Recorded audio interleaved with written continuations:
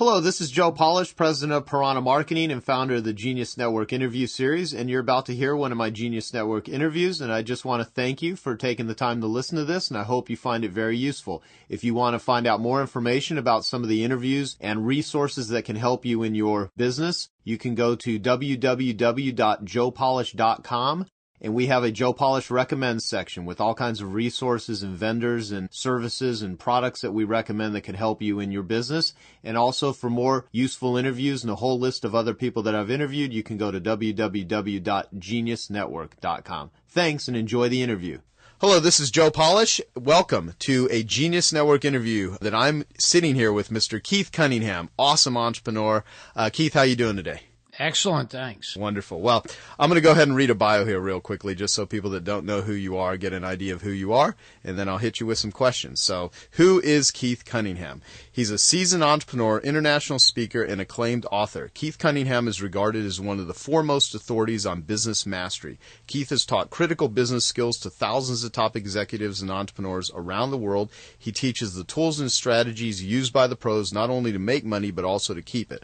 A self-made millionaire, Keith is an expert at helping business owners turn fledgling businesses into highly profitable companies with explosive growth. He has extensive experience helping both small and large business owners turn their organizations into perennial cash cows. Keith is an internationally known and charismatic speaker who's appeared with industry giants including T. Harv Eker, Brian Tracy, Tony Robbins, and Robert Kiyosaki. Robert Kiyosaki, the author of the best-selling Rich Dad, Poor Dad, acknowledges Keith in the foreword for his financial wisdom and inspiration. In Keith's Business School for Entrepreneurs courses, he will share detailed strategies you can implement even in today's volatile economy to ensure your revenues soar while maintaining close control over expenses.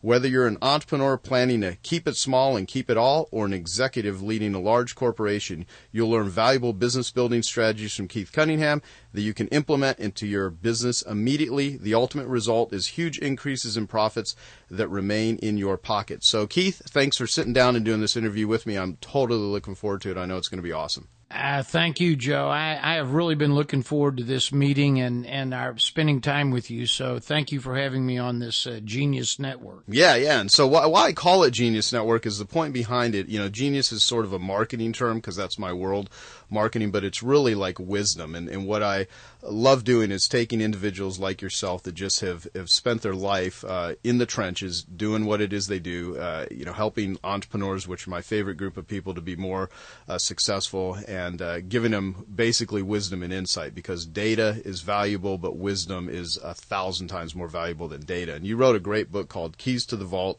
Lessons from the Pros on Raising Money and Igniting Your Business. And I'm going to ask you some questions related to your book. I also recommend that everybody immediately go and get a copy of Keys to the Vault. You can get it on Amazon. You can get it at Keith's website, all that sort of stuff. I want to mention a quote, though, that you wrote, Keith, before we get started here. It says, in today's massively turbulent economy, the people with business skills and tools who know how to think will be the winners, and the people who are relying on the market and past successes to bail them out will get slaughtered. And what do you mean by that?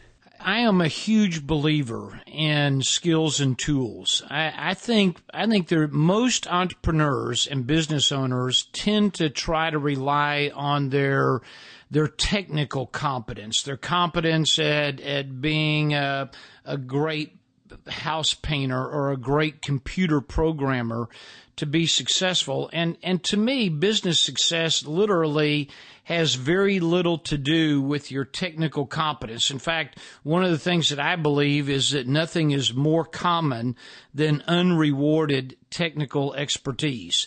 I think what's required is business expertise. And I think what's true for me and for you, Joe, and for anybody listening in on this, is true for everybody, is that what got you here won't get you there.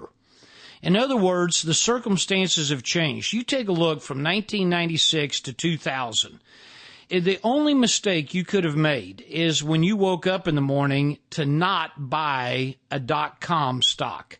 From 1996 to 2000, if all you did is wake up in the morning, buy a .com stock, and then go off and do whatever you want to do the rest of the day, next day go buy more of it, you could have gotten stinking rich. The problem is circumstances changed.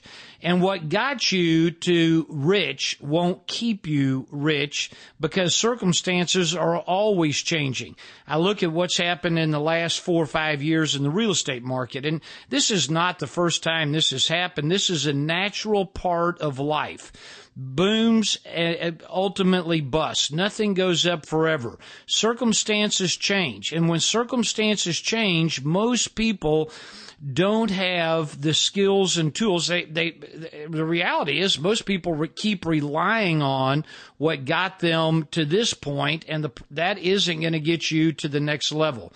So in today's world, look back 5 years, I see all these people who did very well in real estate, for example, or any industry, because the economy was booming. And now that the circumstances are different, it calls for a different set of activities. It calls for a different set of skills and tools. I got to tell you this one story that I recently came across that I think is exceptionally powerful. It happened in 1949, and it happened in Mann Gulch, Wyoming, M-A-N-N Gulch in Wyoming. There was a forest fire. And they flew in some smoke jumpers, who were firefighters who jump out of airplanes with parachutes into the place where the fire is. And these firefighters are supposed to go to work and put out the forest fire. In 1949 in Mann Gulch, they flew in 16 smoke jumpers, and before the end of the day, 13 of those smoke jumpers were dead, and 3 of them were still alive. And after the fact, they went in and did a lot of research on how did this happen.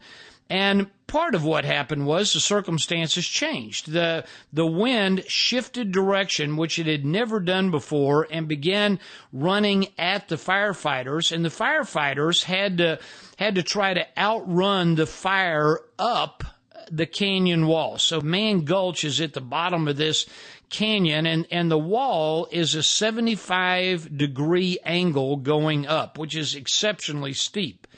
3 of the firefighters were able to outrun the fire. 13 of them died in their tracks. And in doing the post-mortem on what happened and why it happened and what they could learn from it, what they found out is that the 13 who died all kept carrying this 150 pounds of backpack and pole axes and shovels and all of the equipment that they dropped into the fire zone with. They tried to outrun the fire carrying 150 pounds worth of excess stuff. The 3 people who lived all figured out the rules had changed, that this was no longer about fighting the fire. This was about outrunning the fire. And the reality is that 150-pound sack, which used to be the tools of their trade, that's what they knew. That was their training. That was their experience. The tools of their trade, the way it used to look, were now actually a burden. And the 3 who survived were able to figure out that the rules had changed, the circumstances had changed, and therefore their activities needed to change. And to me, that's the key of the whole thing. I think the rules of the game are constantly changing on all of us, and most people stop learning. They rely on what got them here, and when the circumstances and the rules change, then what's required is different kinds of activities, different kinds of skills and tools, so that you don't wind up becoming part of the roadkill that is, what I see with all of the entrepreneurs, or many of the entrepreneurs that we work with. Oh, first off, it's a great analogy. I love it, and what's so good about it, I think one of your unique abilities is to take very complex business issues and challenge and obstacles and obliterate them, and also explain ways to work around it. And you're very resourceful in your thinking. So the message to all the people out there, because I know, at the time that we're actually sitting here doing this interview, we're in a situation with a recession, and people, the things that used to work before don't work anymore, and people still hold on to a lot of baggage and a lot of reluctance to, switch to different tools. So what have you identified as some of the mindset, I guess, characteristics of people that actually do make a business work versus ones that don't, even when they may have had past successes? You know, the people who are most successful and who stay successful are people who, in my world, have done two things. When I look at the best in the world at swimming or at golf or ballet or piano or at business, I find that without exception, they all have two things in common. Number one, they've studied and apprenticed under someone who's a master, which has enabled them to learn critical skills and tools.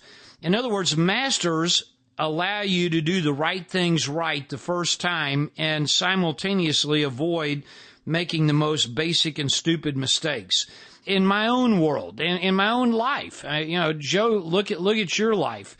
To me, it's the mistakes and setbacks that keep most business owners struggling. It keeps most business owners poor. Just about the time that I start climbing out of the last hole I dug, I a lot of times I'll promptly get started digging a new one. And here I am, I go from hole to hole to hole. And I see that all the time with business owners that we deal with. I think the problem is most people don't have masters in their life that they are apprenticing under. I think the second thing that successful people do is they never stop learning, they never stop studying, and they never stop getting coached. The best in the world. I mean, we just all watched the Olympics. I'm unaware of any single person, whether they won a gold medal or not, just to compete at that level is spectacular. I'm unaware of any of those people who got there or who are planning on staying there without a coach, without somebody who's watching them swing. I look at Tiger Woods, the best golfer in the world. Sandy and my wife and I went to the Masters last year, and we're literally as far away as from me to you, Joe, watching Tiger hit golf balls. And we were on the practice range, and he had 5 people sitting around him, watching him swing. He had a head coach, he's got a driver coach, he's got a swing coach, he's got a putting coach, he's got a grip coach, he's got all these people around him. And the reason is because Tiger is just like you and me. Tiger can't see himself swing. And so Tiger surrounds himself with people who can watch him swing, and instead of Tiger, who is exceptionally good at what he does, instead of him using trial and error to fix the problem, he has people around him watching who've been there, done that, who can help him make the corrections that will allow him to produce the results he wants. I think the problem people have, particularly business owners, small business owners, entrepreneurs, the problem they have is they have a bad case of I'm the Lone Ranger. Nobody can do it better than me. If it's going to get done and going to get done right, I'm going to have to do it. And so they wind up not asking for the help that could literally propel them towards the dreams and the goals and the financial independence that they desire. Those two things. I mean, to me, if somebody were to ask me, Keith, who are you? I mean, one of the answers I would have to give is that I'm a learner. I'm a studier. I'm a huge believer that what I know got me to where I am, and what I don't know is what's preventing me from getting to where I want to. Yeah, no, and I love hearing that too, because everyone that's actually listening to us in this Genius Network interview, they're obviously in that sort of position as they're wanting to learn from the experiences of others. I said I wouldn't read anything else, but actually I will. In the intro to your book, Tony Robbins wrote the foreword, and there's one paragraph that I think is just great. What you just talked about reminded me of it. It writes, and this is in the foreword of Keys to the Vault, it says, one of the key elements to being an outstanding leader and business person is to understand the power and importance of leverage, or what many people call OPM, other people's money. Yet, the most valuable resource of all is OPE, other people's people's experiences. When those experiences are intelligently applied to your own life. Remember, if someone is extraordinarily successful in producing a particular result in an area of life that took them 10 years to master, achieving the same result in your life may not require the same time commitment. After all, most of the experiences may have been invested in trial and error until they finally discover their unique importance. Refined distinctions about how to make something work. If you study their experiences, you might be able to master the same skill set in 10 months, 10 days, or even 10 hours, what took them 10 years. Keith provides these resources and keys to the vault.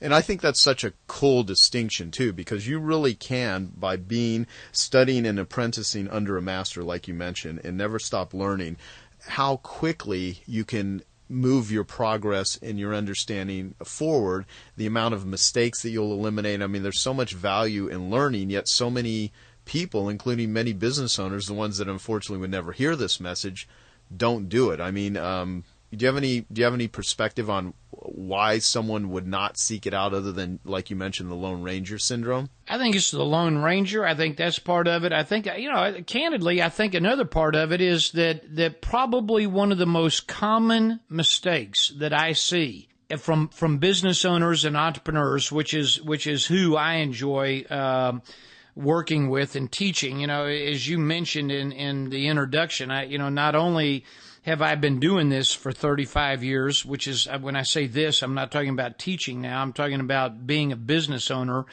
And I've got the scars and the gray hair and the bullet holes to prove it. I'm still a business owner. Sandy and I own a number of relatively small businesses, so we kind of divide our time between the teaching world and the business world. And over again, as I teach business owners and entrepreneurs critical skills and tools, what I find is one of the most common denominators is this. Business owners tend to fall in love with their product. They tend to fall in love with their idea. Mothers love their babies. Business owners tend to love their ideas. Business owners and entrepreneurs are the mothers of their ideas and their businesses. And so there's this very bizarre situation where business owners tend to fall in love with their business, with their idea, and all of a sudden they think that in order to be successful in business, all they got to do is perfect the idea or work a little harder on the idea. And all of that might be true. But what's more often than not what's true is that the idea is literally the least important part of being successful in business. I'm going to say that again. The idea is the least important part of being successful in business. I mean, suppose I came up with a really cool idea, I got a patent on that idea, and then we license that idea to a third party who is actually going to deliver the product. My royalty fee would be about 1% of the revenue that idea produced. That 1% is actually about what a good idea is worth. And most business owners spend the bulk of their time attempting to perfect or find the next good idea, and in reality, the idea is not it. And so somebody says, well, the obvious question is, well, if the idea isn't it, what is? Here's the bottom line. If you have a pencil and a piece of paper, write this down. Your success will never be about what you do. It's how you do it. It's never what you do, it's how you do it. Take a look, if I ask everybody on this call to think of their favorite restaurant, the restaurant they were going to go to if they were going to go out to eat and really have a celebration, it's an anniversary or you made a ton of money or it's somebody's birthday, whatever restaurant you're thinking about right now, it's not McDonald's. There's not one person listening to this who's thinking about McDonald's, and yet nobody has made more money in the history of mankind in the restaurant business than McDonald's. So why don't we take a look at their food? I mean, that's their product. I mean, you take a look at their food sucks. It's horrible. Their French fries are pretty good, but the rest of it is horrible, and not only is their food horrible, but if you eat enough of it, it'll kill you. We can all think of really good restaurants in our towns that have gone out of business, and they got a great product. but they went out of business. Even though here's the most successful restaurant in the history of mankind. It's made more money than anybody else, and their product sucks. It's never what you do. It's how you do it. And I get hundreds of those examples. Apple and Microsoft is another great example. I'm not a technology guy, but if I ask my technology friends who's got a better operating system, Apple or Microsoft, and they'll all almost always they'll say, "Oh, Keith, Apple is way better than Microsoft." And I say, well, if that's true, I would assume Apple has the majority or the lion's share of the marketplace. And they all say, "Oh, no, Keith, Apple only has 10% market share. Microsoft has 90% market share." I say, wait a minute, you're telling me the guy with the best product only has 10% market share and the guy with an inferior product's got 90% market share? And they say, yeah, that's what we're telling you. And then I say, oh, well, I know probably what happened is Microsoft got to the marketplace first, right? And they all say, no, Keith, Apple got there first. I say, are you telling me that the guy with the best product who got to the marketplace first is getting his butt kicked by a guy who got there second and has an inferior product? How can that be? And the way it can be is this: it's never what you do. It's not the product.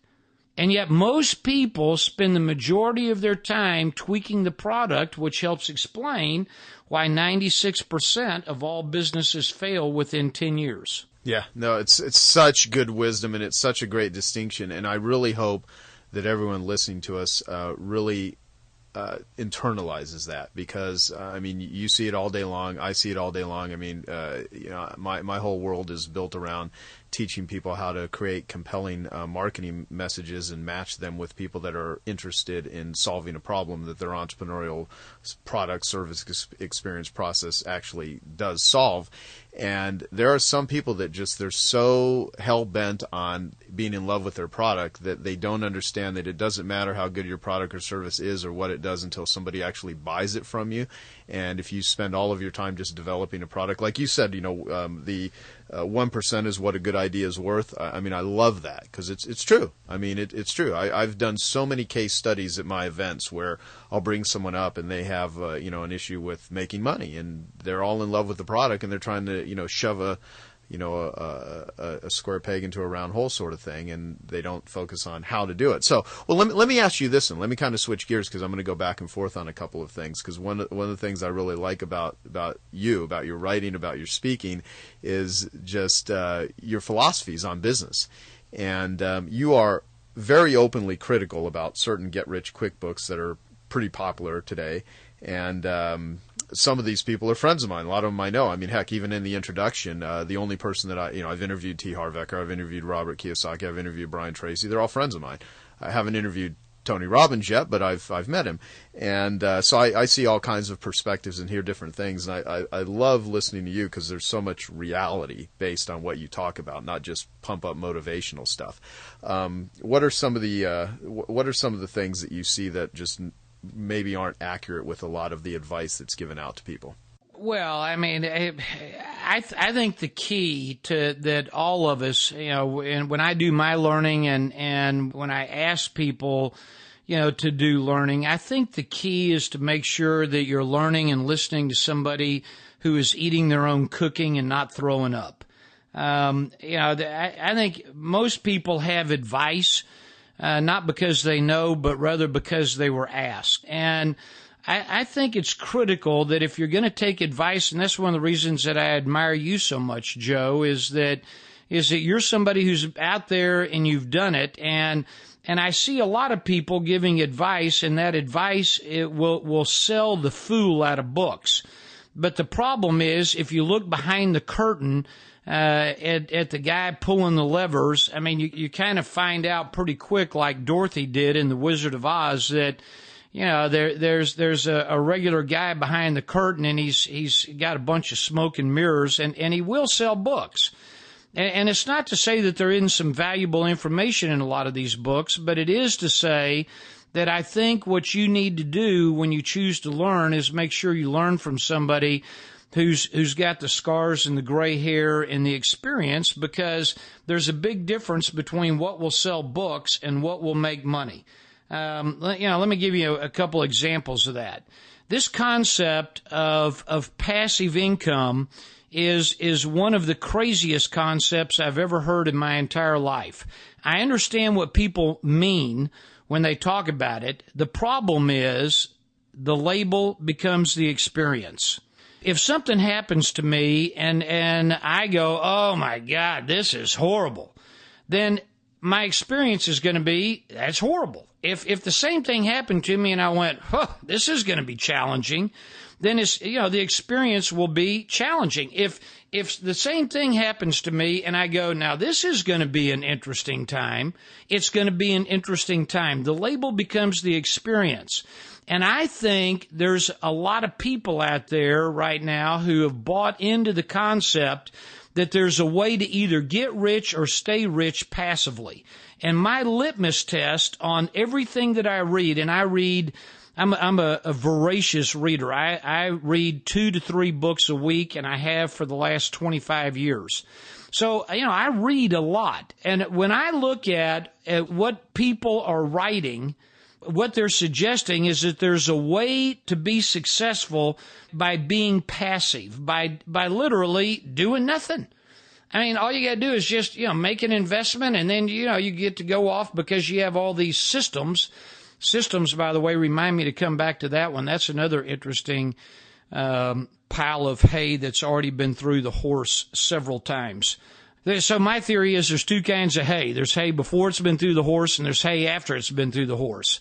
So, passive income, take a look at that. Name one person on the Forbes 400 who either got rich by being passive or who is staying rich by being passive. And I'm going to tell you, it can't be done.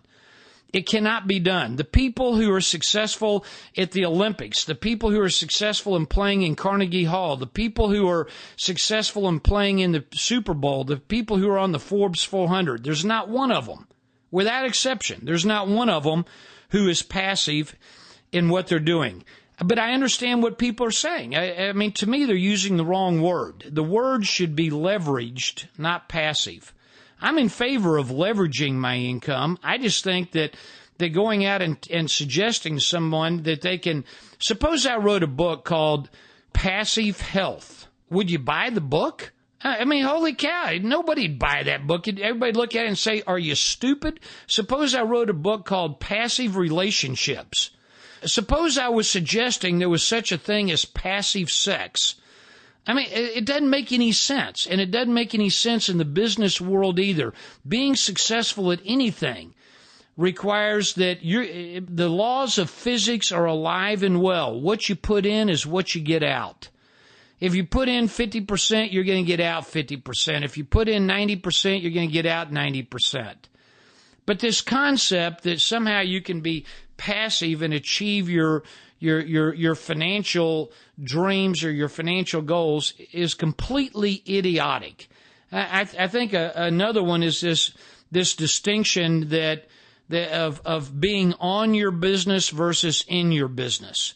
That's a distinction that Michael Dell did not make. It's a distinction that Warren Buffett did not make. It's a distinction that Bill Gates didn't make. And so you look at the wealthiest people on the planet and say, how'd they get that way? Is it because they read a book that suggested in order to be successful, you got to be on your business as opposed to in it? I'm going to suggest that Michael Dell is in his business. He's in it. And so is Warren Buffett, and so is Larry Ellison, and so is Joe Polish, and so is Keith Cunningham. We're in our businesses. Here's Warren Buffett. The man's, 77 years old. He's got $60 billion. He's given, most of it to his best friend Bill Gates to give away. And yet the guy's still knocking out 50, 60 hours a week. He's in his business. Now his job has changed. I'm not suggesting that Michael Dell is down on the factory room floor putting together computers. I'm not suggesting that. I am suggesting that he hasn't disengaged. The in your business means engaged. It means involved. And to me, there's a lot of people who've read a book that says, oh, What you need to do is stop being in your business. You need to be on it, which means that you systematize it. And if you just get enough systems, then you can walk away from it for months at a time. And when you get back, the business is going to be doing better than when you left. Let me say this. If that was such a dang good idea, don't you think Bill Gates would have done it once? Wouldn't Warren Buffett have tried it once? You look at the 10 wealthiest people on the planet, and you're not going to find that any of them have walked away from their businesses for months at a time. I think it's the kiss of death to start trying to make some of these distinctions and think that that's somehow going to propel you to business success. You know, Joe, when's the last time somebody came up to you and said, Joe, what business are you on? You know what? It's never happened. Do you know why? It's stupid. It's stupid. Nobody's going to ask you what business you're on because it's a bad idea. Systems are really, really good for two things. Now, don't misunderstand. I'm not going to wail on systems and call them and say that they're meaningless, because you got to have them, but they're not the holy grail. Here's what systems are really good at. Systems are really good at draining an organization of flexibility, and systems are really good at draining an organization of passion. That's what they're really good at. And so if you make systems the holy grail, I'm not saying they're not important, but it's a tool. It's like a carpenter saying, oh, here's my hammer, it's the holy grail, and the carpenter falling on the ground and bowing to the almighty hammer. The hammer is a tool. And if you try to build a house with only a hammer, you're going to have a very funky looking house that's probably not resaleable, probably not inhabitable, because you need more tools. So systems are a tool. They're not the holy grail. And anybody who makes them the holy grail winds up draining their organization of flexibility and draining their organization of passion. You shouldn't have gotten me started on this one, Joe, because I can talk about this for a long time. First off, I think it's great, and what I like is that, like you mentioned, I mean, you kind of know what people try to think or why they're being attracted to these things, but a lot of the business buzzwords, really, I think, in a lot of ways, like the term, work smart, don't work hard. Well, I think a better distinction is work, hard on smart things, not, because people think, well, we're just going to work smart and all of a sudden everything's going to work. And, I know what people mean by, work on your business, not in your business. However, the way that most people go about it is they actually believe you're going to get something for nothing. And there's a lot of people that convey that you're going to get something for nothing. And the reality is, people either put in the juice or they don't put in the juice. And if you don't put in the juice, you ain't going to get anything back. Which I would like to ask you, I mean, that's the terminology I would use here. Some people, like, you're a guy that has the juice. You go out there and you make things happen. Michael Dell, hell, I spent 5 days on Necker Island with Richard Branson. I mean, this is one of the best guys in the world that has the juice. And I observe what these guys do and how they interact, and I, interview them, and I do all kinds of stuff. And I love hearing what people that have what I call the juice actually do and how they do it. Do you think that having that ability to be a successful entrepreneur, how much of it do you think is like just inside the person versus developed through learning, through reading, through experience, and that sort of stuff? I mean, do you have any thoughts on that? I do. One of the things that I tell the people who study with me is this: you'll make no better CEO than you are a janitor, and you'll make no better business owner than you will an employee. And here's what happens. Most people think if they're an employee or if they're the janitor, they think, oh man, if I just own my own business, then I'd really work hard. Then I'd really put in the hours. Then I'd really balance the books. And I think human beings are the only species on the planet that don't achieve their full potential. Every other species keeps growing and going until they die. I mean, can you imagine an oak tree getting to 4.5 feet tall and going, I'm good. I mean, this is as much as I'm going to do.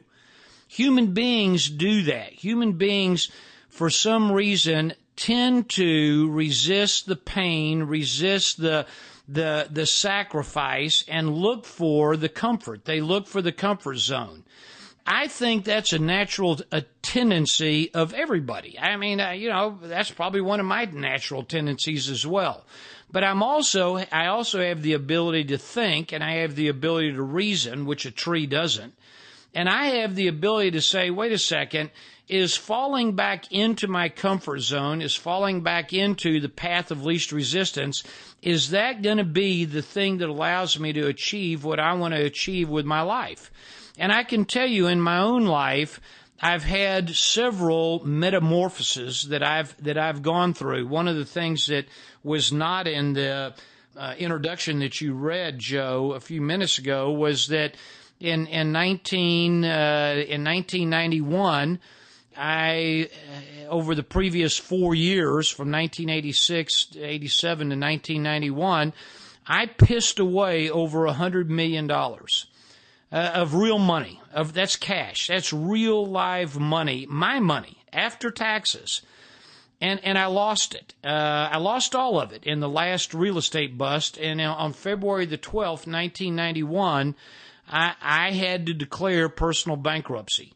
And it was probably one of the most devastating things that's ever happened to me. And it almost caused me to quit, as in quit life. It was an extraordinarily horrible black time in my life. And I had to make a decision. And the decision I had to make was, am I going to re-enter the game, or am I going to let this event, in effect, dictate my future?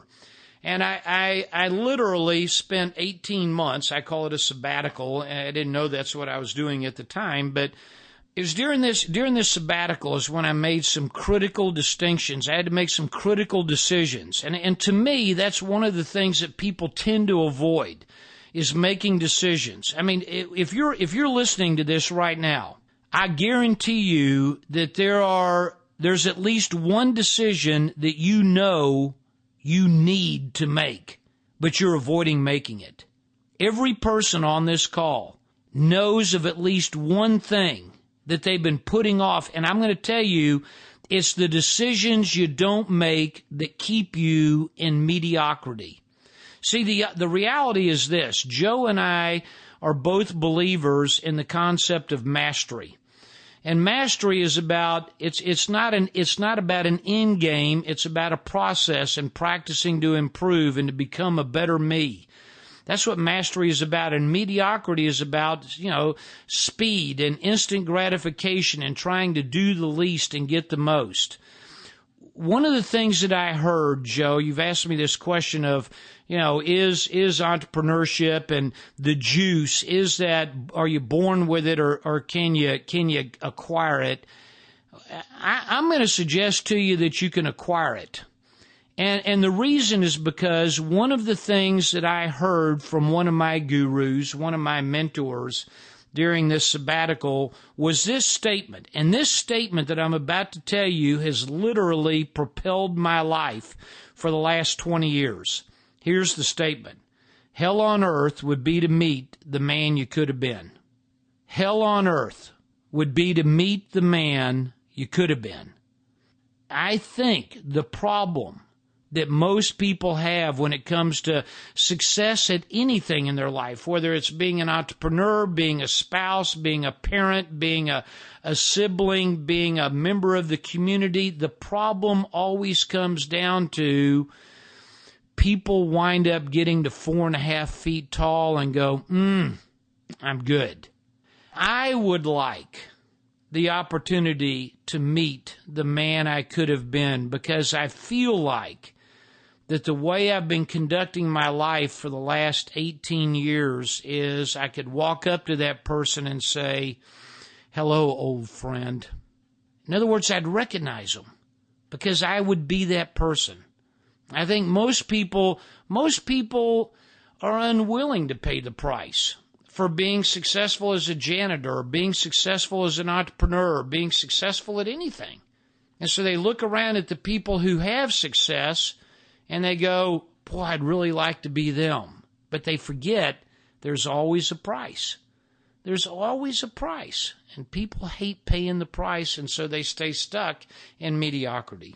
Yeah. First, thank you for sharing that. I mean, not only do I feel very valuable insight, perspective, wisdom, and advice, but it's just letting people know, you're a real guy, and you've been there, you've done that.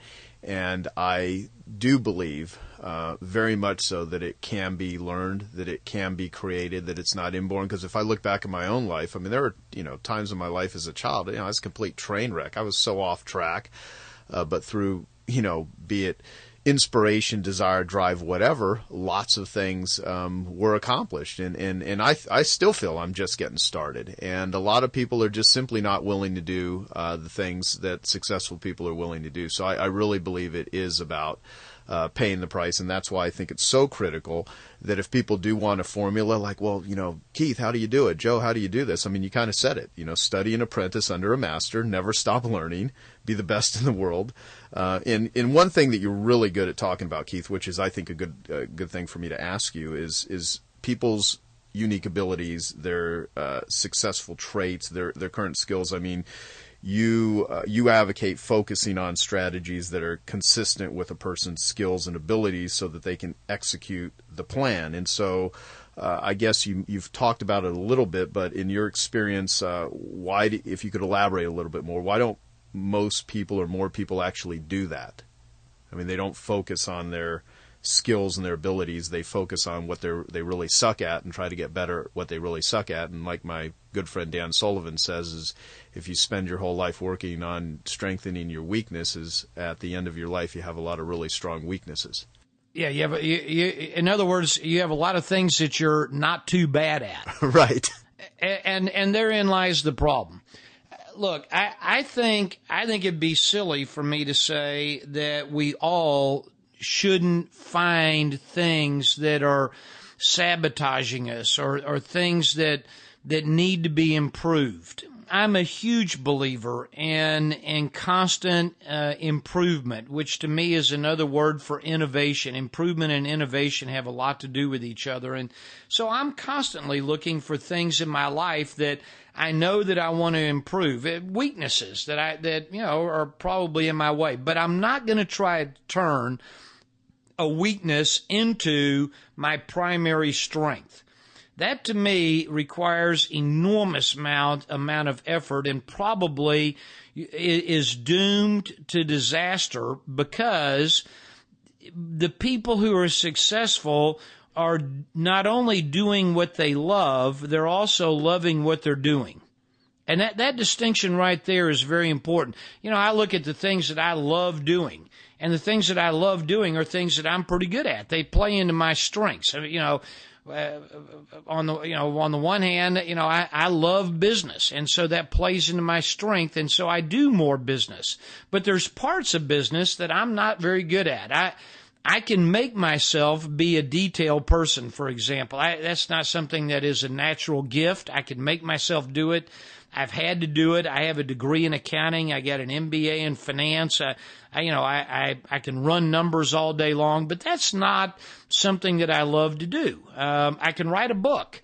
I will never, write. I'll never be J.K. Rowling, or Joe Polish. I mean, Joe, how many books have you written? In terms of published materials like bookstore books, I don't write those, but in terms of knowledge products, I'd say I probably crank out the equivalent of a book about every 4 to 6 months. Yeah, that's what I'm talking about. I mean, you're a smart guy. I mean, you do that because it's something that you're good at, it's a strength, and it's something that you enjoy doing. I can make myself write a book. I did make myself write a book, and I probably will write 1 or 2 more, but I'm not going to crank one out, like you, every 4 to 6 months.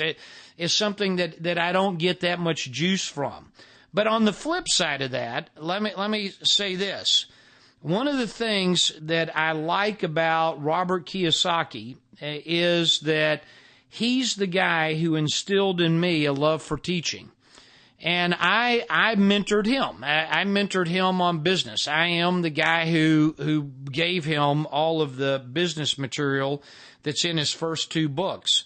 And Robert, in exchange, caused me to fall in love with teaching. And when I first did it, I was horrible at it. I mean, first time I stood up to teach, they walked out of the room. And the second time they stayed, but nobody clapped when I was done. And I knew that this was something that I wanted to do, even though it was not natural for me. And I decided that I was going to continue to practice and continue to learn the skills that would allow me to be an effective communicator and effective teacher from the front of the room, because it's something that I wanted to have in my life. And obviously I still practice because I need to practice. You can tell that from this interview. No, here's the thing. First off, I think you're awesome. And secondly, that says a world about your attitudes towards learning, because, the fact is you didn't give up, and a lot of people just do. And I think I've heard you say, that which is worth doing poorly. You've said that several times, I believe. Yeah, I've seen you do that on the Tony Robbins speech that you gave, 4 years ago. The point is that, had you given up, which most people do, you wouldn't be Keith Cunningham right now. You wouldn't be influencing thousands of business owners in positive ways. And that's like with anyone, it's the whole Thomas Edison thing that everyone's heard about. But the point is, it's the difference between being an amateur and being a pro is the ability to stand there and say, look, I'm going to make this happen and I'm going to do what I need to do. And that's what you do. And that's what you're telling other people to do. Is there anything that has happened in your beginnings in the business world that you think our listeners need to actually be aware of to kind of set the stage for them to obviously become more successful entrepreneurs? I mean, you have so many business lessons that you've learned along the way. I mean, maybe talk about, what's the best strategy you ever executed that produced a stunning financial result or whatever. Yeah, well, on that question of the best strategy I ever executed that had by far the best financial result was I right after I went through my sabbatical, which was right after I lost all my money. The way I rebuilt my net worth was that I leveraged my expertise in turnarounds and my expertise in business, and I became the turnaround guy for 4 companies. And the deal that I did was the old Lee Iacocca Chrysler deal, where Chrysler hired Lee Iacocca for $1 a year, and 20% of the stock. And, Lee basically told Chrysler when they hired him in the late 1970s, Lee said, look, if I don't work out, it'll cost you $1. But if I fix this thing and everybody gets well financially, I'm going to get well too. And so I use that same model and going in and quickly, if you have the skills and tools to turn around a business, I was the CEO, and if you have the skills and tools to do that, it can be incredibly financially rewarding.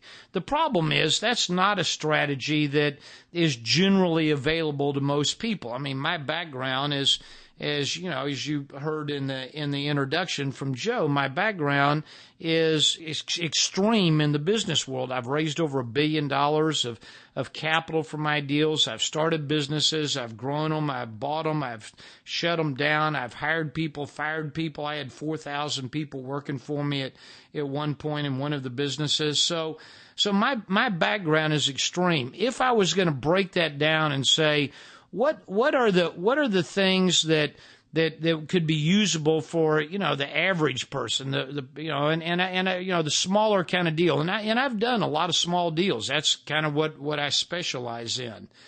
I think part of the strategy has to be something that you are an expert in, Joe, and if you're listening to this call, I'm just going to tell you that I have listened to Joe's tapes and read several of the things that he's written, but I've listened to the tapes 4 times. And Joe just sent them to me in the last 3 weeks, but I've listened to them 4 times. And the reason I keep listening is because every time I listen, I find out something new. What Joe teaches, and one of the things that I teach and that I believe, is that figuring out how to grow your business is probably one of the most critical skills you can have. And as Joe, teaches and I teach, that growth has very little to do with the product, and it has everything to do with identifying a target market. It has everything to do with figuring out who your competition is. And, I ask people all the time, how much business would you have if you had no competition? And how much could you charge for your product or service if you had no competition? And the number is always, well, I'd have all the business, Keith, and I could charge anything I wanted. And so the reality is, one of the things that dictates how much business you have and how much you can charge is your competition. So therefore, it would only make sense that you become an expert in what your competition is doing, so that when it's time to go talk to somebody, you can make the distinction between what you do and what the other guys are doing, so that you can convince the prospect or the customer why they should do business with you as opposed to the other guys. Understanding those kinds of things, understanding selling, which Joe is also an expert at, understanding marketing, and I love Jay Abraham's definition of marketing. He says, marketing is giving people a reason to discriminate in your favor. And I love that, because I think it's true, and I think most of us tend to think of marketing as, advertising, or it's our brochure or our website, and all of that is interesting to me. But I'm going to tell you right now that I ask my students this question, Joe. I ask them this, I say this: how big would your business be if you still had every customer who had ever tried you?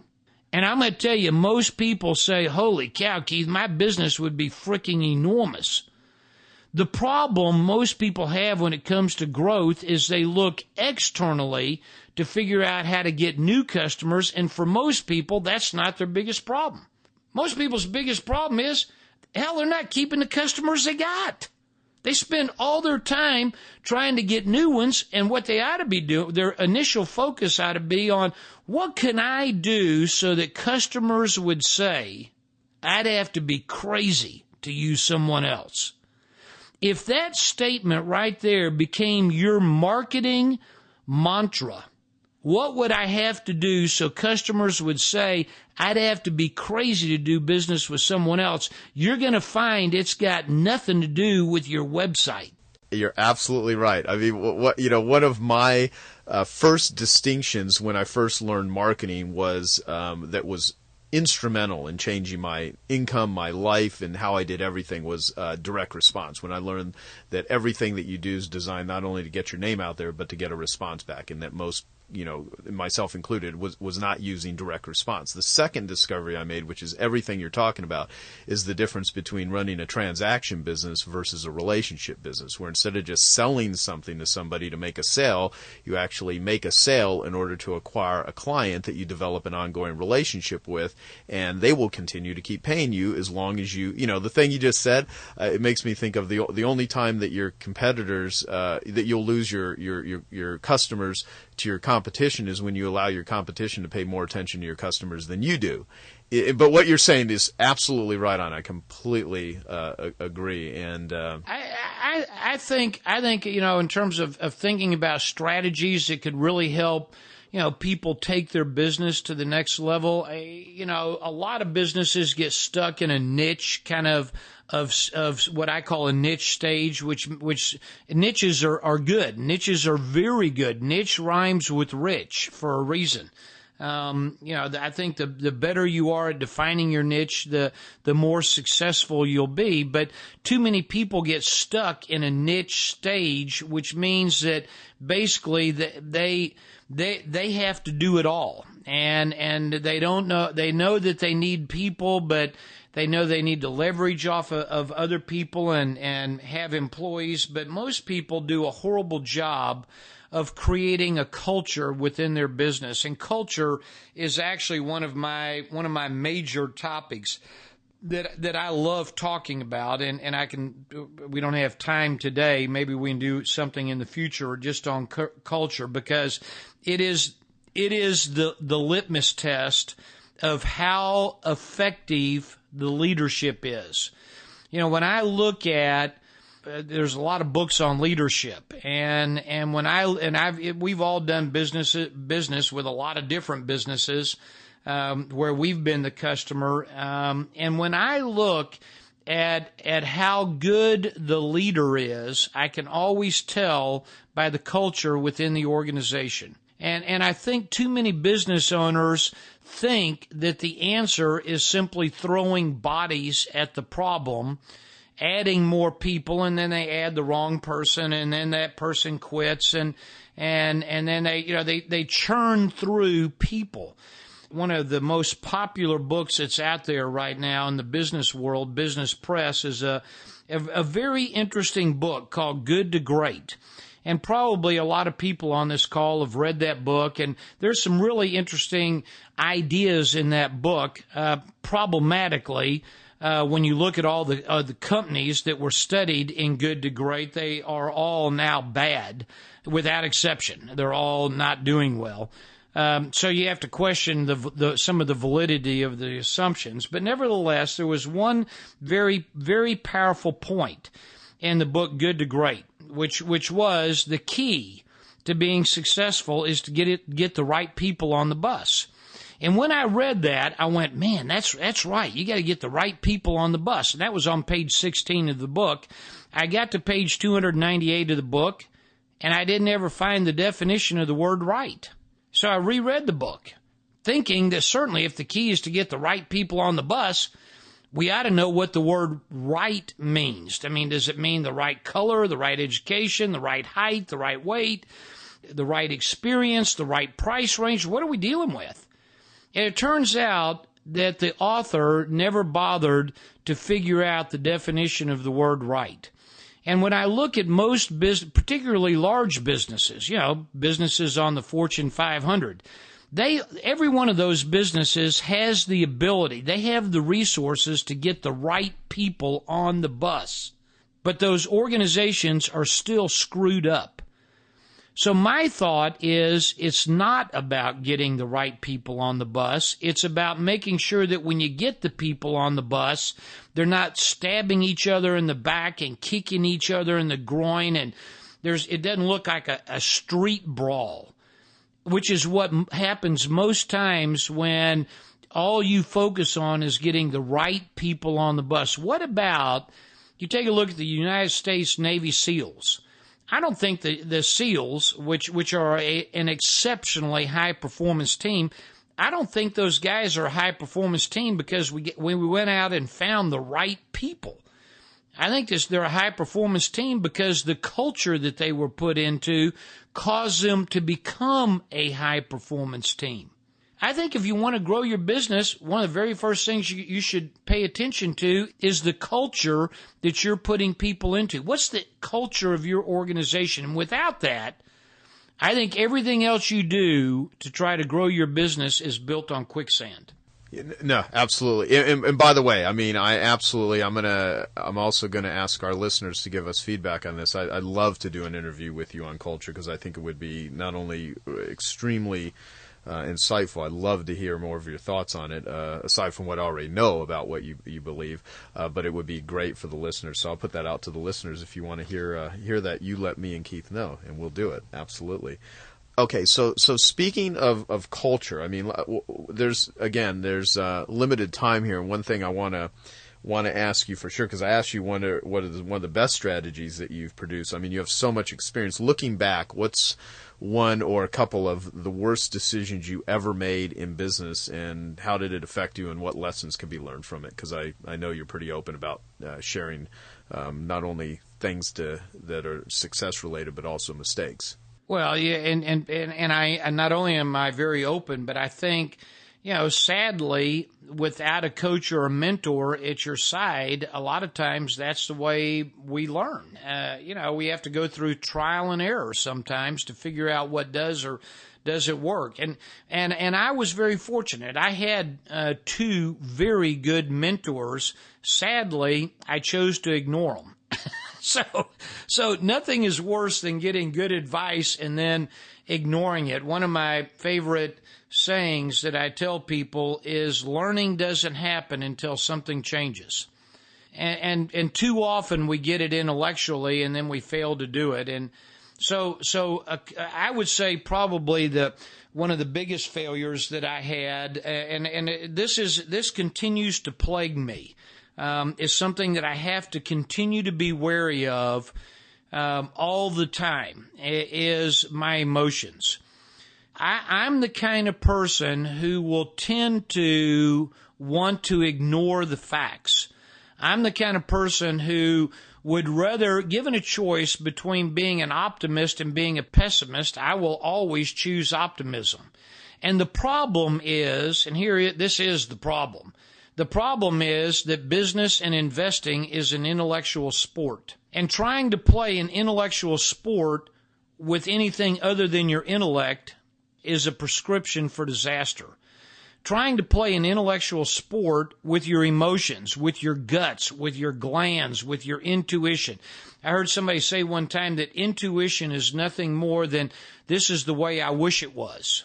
And I'm not saying intuition doesn't have its place, but I am saying that the game of business requires intellect, it requires skills, and it requires tools. It requires that you not make emotional decisions, but instead make thoughtful decisions. The mistakes that I've made, including the mistakes in real estate that I made in the 1980s that ultimately resulted in a personal bankruptcy, all of that was a result of hubris. All that was a result of ego. All of that was a result of me thinking that I could somehow, because of my education, because of my willingness to work hard, because of my knowledge and experience, that I could somehow outmaneuver the market. And once the market started going against me, I held on too long. Again, being optimistic, optimism has its place, but as Warren Buffett says, optimism is the enemy of the rational investor. And Warren Buffett, in my opinion, has earned the right to be listened to. That guy is very, very smart, and he's a good teacher. So I look at my own mistakes, and I say more often than not, the problems that I've encountered have been a result of me doing what feels good as opposed to me spending the time to think through the issues. In the early 1980s, I was doing a very large deal, and I was buying a company, and it required that I go to Wall Street and get an investment banker to help me raise the money. And the investment bank that I chose at the time was a bank called Drexel Burnham, which was by far the largest and most powerful and the most flexible investment bank on Wall Street. And so the deal was done. Basically, all the paperwork was prepared. The deal had been negotiated. The money was basically sitting there waiting for the final, couple of I's to be dotted. And my investment banker in New York said, Keith, before we finalize this transaction and give you the money so you can close your deal, you need to fly to Los Angeles and meet with a guy named Mike Milken. Now, Mike Milken in the 1980s was kind of the stud king of Wall Street. And the guy was, everybody knew him. He was making $1 billion a year in the 1980s. And so, man, I was all excited about this opportunity to meet Mr. Milken. And my banker in New York said, Keith, here's what's going to happen. You're going to fly to L.A., you're going to go into this little conference room, and there's going to be a conference table and a total of 7 chairs. And we'll have 5 of our people in that room, and there'll be you.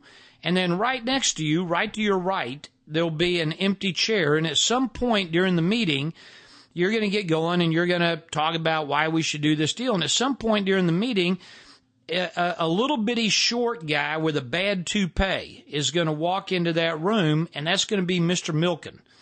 And he's going to sit down next to you, and he's going to listen for a little while. And if he likes what he hears, he's going to leave. But if he doesn't like what he hears, he's going to stay. And my banker in New York said, now, Keith, whatever you do, Don't stop your presentation and say, "Oh, Mr. Milken, it's so nice to meet you. I've read about you. I saw your picture on the cover of Fortune magazine. Oh, don't do that, because that's just it's gonna upset him. You just keep going with your presentation and just play like he isn't there." I said, "Okay, I'll do that." So I flew to LA, little conference room, 7 chairs, 5 of their guys, me, empty chair. We start the meeting. I'm giving the pitch. The door opens. In walks this little bitty short guy with a bad toupee, sits down next to me. He's taking notes. Things are going great. I didn't talk to him. I didn't look at him. I didn't interrupt my pitch, and the door opens again. And they didn't tell me that was going to happen, so I stopped my presentation. Me and Mr. Milken and everybody else turn around and look at this guy who's standing at the door, and this guy at the door says, "I'm sorry to interrupt. Mike, we got to have a decision on the takeover of Gulf Oil." And I'm sitting there thinking, whoa, I mean, my deal is a little bitty deal compared to the takeover of Gulf Oil. So Mr. Milken, who's sitting next to me, now remember, this is in 1982, there's no such thing as Blackberries and Palm Pilots. He's got a little bitty daytimer that's about the size of a 2 index cards put side by side. It was real small, and he opens up his daytimer, and right there next to me, and he starts running his finger down the page, and then he turns a page, and then he turns one more page, and all of a sudden his finger stops, and he says, "Okay, the next time I'm scheduled to think is between 3 a.m. and 5 a.m. on Thursday morning. You'll have an answer at 5 a.m. I went, "You got to be kidding me. You got to be kidding me. This guy is scheduling time to think? What a novel concept." And so I made a note to myself, "Keith, schedule time to think. That's a good idea. Mr. Milken does it." And then shortly thereafter, Mr. Milken left the room, and we did get the money. I mean, we were able to buy that business, and it was a very, very profitable deal for us. Bottom line is this. Most people never bother to sit down and actually think through the issues and problems and skills that they need to learn or tools that they need to acquire, what the real problem is. I mean, most people do a horrible job of identifying the real problem, and so we all wind up trying to solve the problem that isn't as opposed to the problem that is. The last time most people sat down to think, they took a nap. And therein lies the problem. Business is an intellectual sport. And when I look at my own problems that I've created for myself, more often than not, at the root of all my problems lies instant gratification. I'm somehow trying to do the least and get the most, and boy, what a prescription for disaster that's been. Yeah, no, ain't that the truth? First off, that was fabulous. That's great. I love that. My friend Marty Edelston, who owns and founded Boardroom Inc. They're the publishers of Bottom Line Personal. They're $100 million plus company, and just a great group of people. When you go into his office, he has a huge sign right above the entryway when you walk into this very eccentric sort of building with lots of crazy artwork and stuff, and it says "Think," big giant sign that says "Think," and that is awesome. Well, for time purposes, you wrote this really awesome book called Keys to the Vault, and I, of course, I've already said it, but I now want to say it again, that I want everyone from listening to us to go out and read your book, because the best thing about interviewing someone with such enormous wisdom and insight and so much years of experience is that it just enhances what you'll get out of going deeper with what it is that they've basically put their brain at work and laid it out for you. And I really think that this could be transformative in so many positive ways for people. And so you wrote the book Keys to the Vault. I'd for one like to ask you what prompted you to do this, and how'd you come up to the title, and what does it mean, and just tell people how to get the darn book and next steps and that sort of stuff. But I'm just curious, how'd you come up with this title, and why'd you do this? What a great question. The book was written at the request of Robert Kiyosaki in 1999, 2000. He came to me and said, "Keith, I've got this Rich Dad series, and I have these Rich Dad advisors, and I was one of his advisors, and and he said, I'd really like to have a book as part of the series on how to raise money. So many entrepreneurs, have a need for money, particularly when they're getting started. They don't know how to go about getting it. They don't know how to avoid the pitfalls that are out there. And, if I would have, I'm glad he asked me to write the book. I probably wouldn't have chosen this as the topic for my first book, but nevertheless, it is, I think, a very powerful topic. I think one of the biggest challenges people have is they don't understand how investors think. And so they wind up being unsuccessful in either attracting the money, or if they are successful in attracting the money, they wind up with a very bad deal, a bad split with the investor, and it's really caused by not knowing what they need to do in order to have a conversation and get an investor interested in helping them finance their deal. Keys to the Vault, the name actually came from something I worked on in the early 1990s. I wrote a little pamphlet. I wrote a speech in the 1990s. I had to give a speech to the Cable Television Convention, which was one of the industries that I was in, and the speech, I named it Keys to the Vault, and I've always been attracted to that, because I think what most people don't realize is that if you have a key or a combination to the vault doesn't care who's holding the key. Literally, the vault doesn't care. As long as the right combination, as long as the right key goes into the lock will open. And so the Keys to the Vault is really the name that we've given to the teaching, that it's kind of the umbrella name to all of the teaching and various programs, seminars that I teach. And to me, if it's what Tony said in the foreword of my book, if you go learn from somebody who has the right combination, it's like dialing a telephone. It doesn't matter. The phone doesn't care who punches in the sequence of numbers. As long as it's the right sequence of numbers, the phone works. And if you put in the wrong sequence of numbers, it ain't going to work, regardless of who you are. And one of the things that's always intrigued me is that, the most successful people on the planet all have keys. They all understand what it takes in order to be successful or to raise money, be successful in any aspect of our business. Really, I guess if you wanted a copy of the book, there's two ways you can get it. One would be to go to Amazon, and the other one would be to go to our website, which is called keystothevault.com.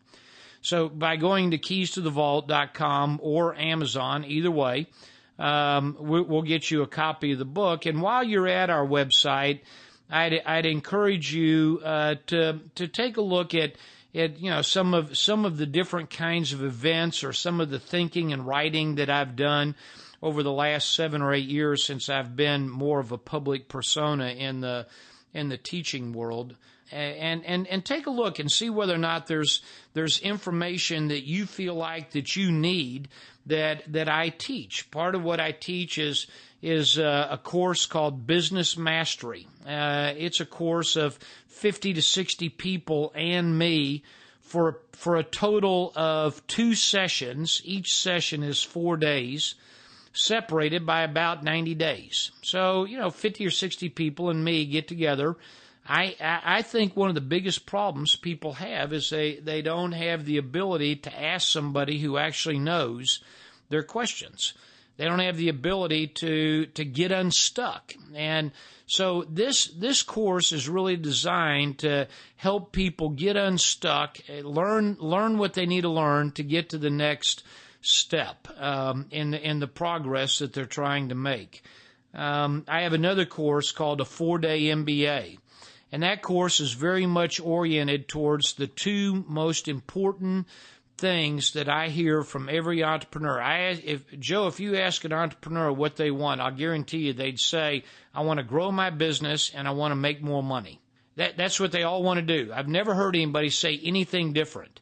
And so this course is a 4-day MBA. It teaches you how to read and understand the levers and the dials in the cockpit. Because if you want to make more money, one of the things that's required, I think, is you have to understand financial statements. You know, if you can't read the scoreboard, you don't know the score, and if you don't know the score, you can't tell the winners from the losers. And so this is a course that really kind of, it is an MBA in 4 days. And then I have another course on how to buy a business. I think one of the craziest things that anybody, I think it's to me, it's the second hardest thing you can do in the business world is start a business. The only thing that's harder is to turn one around. The easiest thing to do is to find a good business and buy it. I mean, you have customers, you have employees, you have systems and procedures, you got a brand, you got a reputation, you got cash, you got cash flow, you got revenue. Holy cow. It is so much easier. And yet the economics are breathtaking of buying a business versus starting one. Basically, 80% of all businesses fail within 5 years, and 98% of all businesses never get over $2 million in sales. Most people, when they start a business, what they've really started is a job. Why not skip all of that high-risk time and the size and simply buy a business that's got a couple $1 million in sales? And in 5 days, I can teach you how to do that. So my teaching is very much centered around helping business owners and entrepreneurs get unstuck, learn the critical skills and tools that will allow them to achieve the financial success and financial independence they want. Awesome. Great. Well, I've never actually shared this with anyone publicly. I've had dozens of people that have come over my house over the years that my father was a former locksmith, and he's passed away. He passed away in 2003, but he was a locksmith. And my mother, who died when I was 4, wrote some of the very first books teaching children how to read using the phonetic method. And she taught, her books are still in schools today, have taught millions of children how to read. And she made this thing for my father filled with keys that I've actually taken the keys and hung them in different parts of my home. And I have keys all over my house on the wall. And people come over and they always say, what are all these keys? What does that mean? And I'm like, there's symbolism for me. I never really explain it to people. And what it really means to me is a reminder that there's always keys to figure out any of life's problems. I don't care if it's business. I don't care if it's health. I mean, there are always keys to figure out how to open up insights, wisdom, knowledge, how to. And I love the fact that you've laid out so many of them, and they're available to people if they simply seek them out. So to all the listeners, read Keith's book, check out his website, keystothevault.com, get a key. And while you just listened to our interview here, put a key somewhere on your computer, on your wall, somewhere, just to remind you that the solutions are out there if you avail yourselves of them. And you might like this quote, Keith, but Emerson said, you ask for a new idea when you haven't used the last one that I gave you. And you've just given out tons of really, really good suggestions and advice and strategies. And so I encourage all of our listeners to put them together and keep adding them to their repertoire of good stuff. And there's so much more I'd like to ask you, but we're pretty much out of time for this one. So I'd love to do a future interview. And is there any famous last words you'd like to share before we send our listeners off? Well, yeah, thank you, Joe, very much. I can tell you the pleasure has been mine. The last words would be to just keep remembering hell on earth would be to meet the man you could have been. And if you'll remember that, I think it will propel you to the life and the achievements that you dream of. Awesome. Keith, I can't thank you enough. I'm really glad we finally were able to sit down and do this interview. And to all our listeners, please give me your feedback, anything more that you'd like to hear from Keith, and I will certainly ask him to do another Genius Network interview with me in the future. And so having said that, I want to wish everyone, on behalf of myself and Keith, have a wonderful day and go out there and make something happen. Thank you. Hello, this is Joe Polish. I want to thank you for taking the time to listen to this interview. I hope you found it very useful. Please give me your feedback on all of the interviews that you listen to. I'd love to hear your feedback so we can always deliver a great program for you.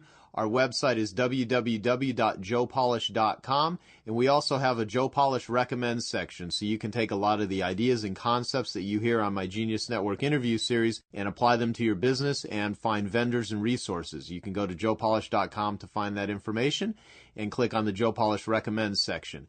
And also, if you would like to find out about more interviews and invest in more useful Genius Network series interviews, go to www.geniusnetwork.com. Thanks, and eat your competition alive.